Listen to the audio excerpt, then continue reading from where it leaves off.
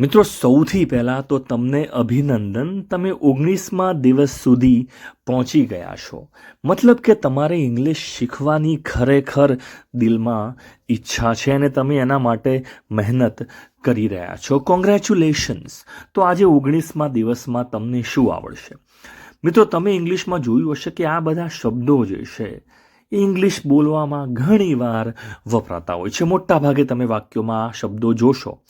તો આપણે હવે છે ને આ શબ્દો એક પછી એક શીખવાનું, એનું ઓપરેશન કરવાનું, સમજવાનું, એનો નિયમ શું છે, એ સારું ઇંગ્લિશ બોલવા માટે તમારે આ શબ્દો સમજવા પડશે. તો આજે એવો જ જે શબ્દ છે ઇંગ્લિશમાં એ આપણે સમજીશું ને એ શબ્દ ઇંગ્લિશમાં છે કેન. તો આપણે કેનનો ઉપયોગ કરીને વાક્યો બનાવીશું. સૌથી પહેલાં તો આ જેટલા પણ વાક્યો અહીંયા દેખાય છે આ બધા કેનનો ઉપયોગ કરીને બનશે. CAN, can. કઈ રીતે બનશે એ તમને શીખવાડીશ. આનું ઇંગ્લિશ તમારી સામે હું લાઈવ કરીશ. ધીમે ધીમે તમે જોશો કે બની જાય છે વાક્યો. અને પ્રશ્નો કઈ રીતે પૂછાય, એનું માળખું શું છે, કારણ કે માળખું જો આવડશે તો વાક્યો ઓટોમેટિક આવડશે. અહીંયા પણ જો તમને માળખું આવડશે તો વાક્ય ઓટોમેટિક બનાવી શકશો. તો મિત્રો, આ જેટલા પણ શબ્દો જે અહીંયા તમે જોઈ શકો છો આ બધા જ શબ્દોને ઇંગ્લિશમાં શું કહેવાય છે? એને કહેવાય છે મોડલ વર્બ્સ. મોડલ વર્બ્સ આવડવું જોઈએ. મોડલ વર્બ્સ કયા કયા છે? તો આ જેટલા પણ લખ્યા ઉચ્ચાર અહીંયા આપેલો છે. એકવાર ખાલી વાંચવું હોય તો વાંચી લો. આ બધા આપણે એક પછી એક હવેના જે વિડીયો છે એમાં સમજીશું. સૌથી પહેલું જે મોડલ વર્બ છે કેન, આ જે સમજીશું. કુડ, આ સમજીશું નેક્સ્ટ વિડીયોમાં. પછી વિલ, વુડ, બોલો. પછી કયું છે shall, should, may, might, must. આ લખી રાખજો. આટલું તમને વાપરતા ચોક્કસથી આવડવું જોઈએ. તો આના અલગ અલગ ઉપયોગ હોય છે. જેમ કે તમારે કહેવું છે કે હું કંઈક કરી શકું છું, અથવા તો કંઈક વિનંતી, તમારી શક્તિ બતાવી છે અથવા વિનંતી કરવી છે, તો આ બે વપરાય છે. કોઈને પૂછવું છે કે તમે આ વસ્તુ કરશો, બરાબર છે, તો પછી આ શબ્દો વપરાતા હોય છે. તમારે કંઈક કરવું જોઈએ તો પછી શુડ વપરાતું હોય છે. હું કદાચ કોઈ વસ્તુ કરીશ તો મે અને માઇટ વપરાતા હોય છે. તમારે વસ્તુ કરવી જ જોઈએ, હેલ્મેટ પહેરવું જ જોઈએ, ફરજ બતાવી છે, તો મસ્ટ વપરાતું હોય છે. તો અલગ અલગ ઉપયોગ છે એ તમને પછી આવડશે. પણ આજે શું સમજીશું? આજે આપણે સમજીશું કે ઇંગ્લિશમાં કેન કઈ રીતે વપરાય. હવે જુઓ, મોડલ શબ્દોનું માળખું જે છે, માળખું, નિયમ, એ ખૂબ જ સરળ હોય છે. તો સૌથી પહેલાં તમારે કર્તા મૂકવાનો હોય છે. કર્તા પછી મોડલ મૂકવાનું હોય છે અને પછી ક્રિયાપદ મૂકવાનું હોય છે. એક ઉદાહરણ તમને આપી દઉં. જેમ કે તમારે કહેવું છે કે હું તરી શકું છું, મારી શક્તિ છે, મને તરતા આવડે છે. તો સૌથી પહેલાં તમારે શું મૂકવાનું છે? કર્તા. તો તમે મૂકશો આઈ. આઈ પછી મોડલ કયું આવશે? તમારી શક્તિ કંઈક છે, કંઈક કરી શકું છું, તો કેન મૂકશો. અને પછી ક્રિયાપદ શું મૂકશો? તમારે કેવું છે તરવું છે, તો તમે મૂકશો સ્વિમ. I can swim. બીજું એક યાદ રાખજો કે અહીંયા તમે જોશો ને કે સ્વિમ, સ્વિમિંગ, V2, V3 આવું કશું જ નહીં થાય. સાદું રૂપ જ આવશે. હંમેશા મોડલ જોડે કયું રૂપ આવે છે? V1 જ આવે છે. અને ING બાયNG કશું જ નહીં લાગે. તો હું તરી શકું છું, આઈ કેન સ્વિમ. હવે બીજું વાક્ય તમે ધારો કે જ્યારે જોતા હો કે તારે આવવું જ જોઈએ. અહીંયા તમારે ફરજ જેવું બતાવો છો કે તારે આવવું જ જોઈએ, કરવું જ જોઈએ આ વસ્તુ. સૌથી પહેલાં બોલો સબ્જેક્ટ. કરતા કોણ છે? તારે. તમે કહેશો યુ. પછી હવે આવવું જ જોઈએ. જોઈએ માટે મોડલ વપરાય છે મસ્ટ. આ તમને આવડશે, MUST, મસ્ટ. અને પછી ક્રિયાપદ મૂકવાનું હોય છે. તો ક્રિયાપદ તમે મૂકશો કમ, એટલે કે આવવું જ જોઈએ. તો જુઓ કેટલું સિમ્પલ વાક્ય છે. કરતા, આઈ, કેન અને સ્વિમ. એ જ રીતે યુ કરતા, મસ્ટ મોડલ અને ક્રિયાપદ. તો આજે તમને શું આવડશે મિત્રો? ઇંગ્લિશમાં કેન કઈ રીતે વાપરવું. તો કેનનું માળખું ખૂબ જ સિમ્પલ છે. સૌથી પહેલાં આવશે કરતા, પછી મૂકવાનું છે કેન અને પછી મૂકવાનું છે ક્રિયાપદ. આ લખી લો. આ આવડશે તો નીચેના બધા જ વાક્યો આવડશે, એટલે લખી લેશો. કરતા જોડે કેન અને ક્રિયાપદ. બરાબર છે? ખૂબ જ જરૂરી છે. ચલો, પહેલું વાક્ય છે કે તું નાચી શકે છે. જુઓ, શકે છે, બધા જ વાક્યો જોઈ લો. બધામાં શું છે? શકે છે, શકું છું છે. તો બધા જ કેન સાથે આવશે. તું નાચી શકે છે, સૌથી પહેલાં યુ આવશે. યુ પછી તમે જોશો, યુ પછી શું મૂકવાનું છે? કરતા પછી શું મૂકવાનું છે? કેન. અને પછી યુ કેન, અને નાચવું તમે કહેશો dance. You can dance. You can dance. તું નાચી શકે છે. તે ચાલી શકે છે. નાનો છોકરો છે, હવે ચાલતા એને આવડી ગયું છે. છોકરો છે, તમે મૂકશો હી. સાથે શું મૂકવાનું છે? કેન. જો બધા જોડે કેન જ આવશે. He can. અને ચાલવું એટલે ક્રિયાપદ છે WALK, walk. He can walk. લખી લો. He can walk. તે ચાલી શકે છે. ચલો, તે રાંધી શકે છે. હવે તે છોકરો છે તો હી મૂકવું પડે. ધારો કે છોકરો છે તો હી કેન. જમવાનું બનાવવું તમે કહેશો કુક, ક્રિયાપદ છે. He can cook. અને છોકરી છે તો શું મૂકશો? She can cook. She can cook. તે છોકરી રાંધી શકે છે. તો જોઈ શકો છો વાક્ય બની ગયું છે. ચલો, હું ફાસ્ટ દોડી શકું છું. તો પહેલાં તો ફાસ્ટને ભૂલી જાઓ. ચલો, હું દોડી શકું છું. કરતા કોણ છે? આઈ. જોડે મૂકશો કેન. અને આઈ કેન રન. દોડવું એટલે રન. I can run. હું દોડી શકું છું. હવે હું કેવી રીતે દોડી શકું છું એ પાછળ મૂકવું પડશે કે હું ફાસ્ટ દોડી શકું છું.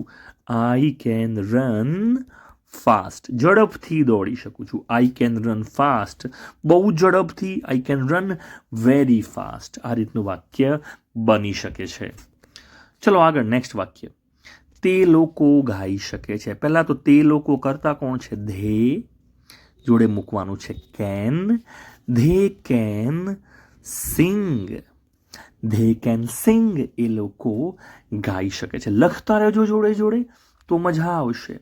હું ચેસ રમી શકું છું. આ પણ શક્તિ છે. કોઈને આવડતું હોય, કોઈને ના આવડતું હોય. I can. હવે હું રમી શકું છું તો આઈ કેન ક્રિયાપદ કયું છે? પ્લે. I can play. હવે શું રમી શકો છો? I can play. ક્રિકેટ હોય તો ક્રિકેટ મૂકી શકાય છે. અહીંયા ચેસ છે તો ચેસ મૂકી દઈએ. I can play chess. ચલો નેક્સ્ટ. હું તારી મદદ કરી શકું છું. I can. હું કરી શકું છું. આઈ કેન તો આવી જ ગયું છે.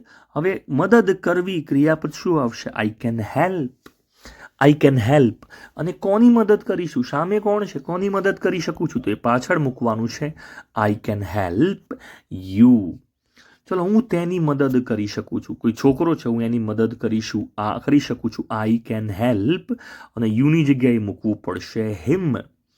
જો છોકરી હોય કે હું છોકરીની મદદ કરી શકું છું. I can help her. I can help her. આ આપણે આગળના ભાગમાં શીખી ગયા છીએ. આગળના જે ભાગ છે બધા જ જોયા હશે તો આવડતું જ હશે તમને. તો આ વાક્યો કેનથી સાદા વાક્યો આ રીતે બને છે. જો તમારે આ જેટલા પણ વાક્યો છે, ધારો કે તમારે આ બધા જ વાક્યોનું નકાર કરવું છે કે તમે આ નથી કરી શકતા, તો વાક્યમાં શું અહીંયા ફરક પડશે? અહીંયા કેન છે ને, ત્યાં તમારે મૂકવું પડે કેન નોટ. શું મૂકવું પડે? કેન નોટ મૂકવું પડે. અથવા તમે એને કહી શકો કાન્ટ. તમે કાન્ટ પણ કહી શકો અથવા કેન નોટ. અહીંયા બંને મૂકી શકાય છે. બરાબર છે? તો કેનની જગ્યાએ શું મૂકી શકાય? જો ના પાડવી હોય તો કે તમે નથી કરી શકતા, તમે કાન્ટ મૂકી શકો અથવા કેન નોટ મૂકી શકો. ઉચ્ચાર અહીંયા લખી દઈએ છીએ. આને આપણે કહીએ છીએ કાન્ટ. અને આ નીચેને શું કહીશું? આને આપણે કહીશું કેન નોટ. Can not. વાક્યમાં શું ફરક પડશે? તમારે કેવું છે કે તું નાચી શકે છે, તો આ વાક્ય લખ્યું. તમારે કેવું છે તું નથી નાચી શકતો, યુ કેન નોટ ડાન્સ. અથવા તમે મૂકી શકો you can't dance. You can't dance. બરાબર છે? તમારે કેવું છે હું ઇંગ્લિશ બોલી શકું છું. I can speak English. હું નથી બોલી શકતો. I can not speak English. અને એવું પણ લખી શકાય આઈ કાન્ટ સ્પીક ઇંગ્લિશ. આ રીતનું વાક્ય બની શકે છે. બરાબર છે? હવે જો તમારે પ્રશ્ન પૂછવો હોય તો પ્રશ્ન કઈ રીતે પૂછી શકાય? કોઈ પણ મોડલમાં છે ને પ્રશ્ન પૂછવાની જે સિસ્ટમ છે, જે મેથડ છે, જે નિયમ છે, સરખો છે. મોડલ આગળ મૂકી દેવાનું છે કેન, પછી કરતા અને પછી ક્રિયાપદ આવશે ખાસ. બરાબર છે. આ બેની જગ્યા બદલાઈ જતી હોય છે આગળ પાછળ પ્રશ્નમાં. કેન આગળ આવી જશે, કરતા પછી આવશે. શું તું નાચી શકે છે? સૌથી પહેલા તું પ્રશ્ન છે, કેન આગળ આવશે કેન. હવે તું કરતા કોણ છે? નાચવાની વાત કોને કરવાની છે? તું. Can you dance? પ્રશ્ન મૂકવું પડશે, પ્રશ્નાર્થ ચિહ્ન. Can you dance? Can you dance? શું તું નાચી શકે છે? શું તે દોડી શકે છે? પ્રશ્ન છે કેન. હવે તે છોકરો છે એટલે હી મૂકવું પડશે. કેન હી ને ક્રિયાપદ છે રન.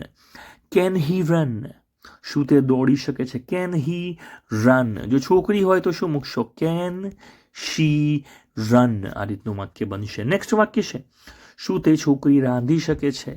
કેન શી, છોકરી છે તો મૂકવું પડશે કુક. Can she Cook? શું તે છોકરી રાંધી શકે છે? શું તે છોકરો રાંધી શકે છે? Can he Cook? શું એ છોકરો રાંધી શકે છે? Can he Cook? આ રીતનું વાક્ય બનશે. ચલો, શું તું એની જોડે વાત કરી શકે? કરતા કોણ છે? યુ છે. સૌથી પહેલા પ્રશ્ન છે કેન તું કરી શકે? તો you. Can you talk? Can you talk? હવે તું એની જોડે, કોની જોડે વાત કરવાની છે? એની જોડે, છોકરો છે. Can you talk to him?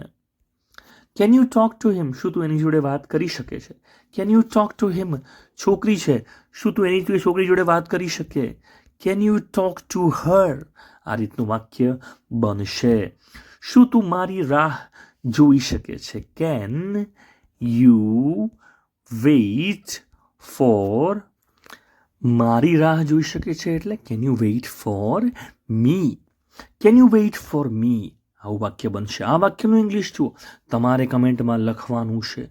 શું તમે અંગ્રેજી બોલી શકો? આનું ઇંગ્લિશ લખવાનું છે. હા, હું બોલી શકું છું. આ બંને વાક્યોનું ઇંગ્લિશ કમેન્ટમાં લખવાનું છે. જો તમને આગળના જે ભાગ છે એની લિંક તમને ના મળી હોય, કમેન્ટમાં લખજો. હું તમને 1 થી 18 ભાગ જે છે એની લિંક નીચે આપી દઈશ. Thanks for watching.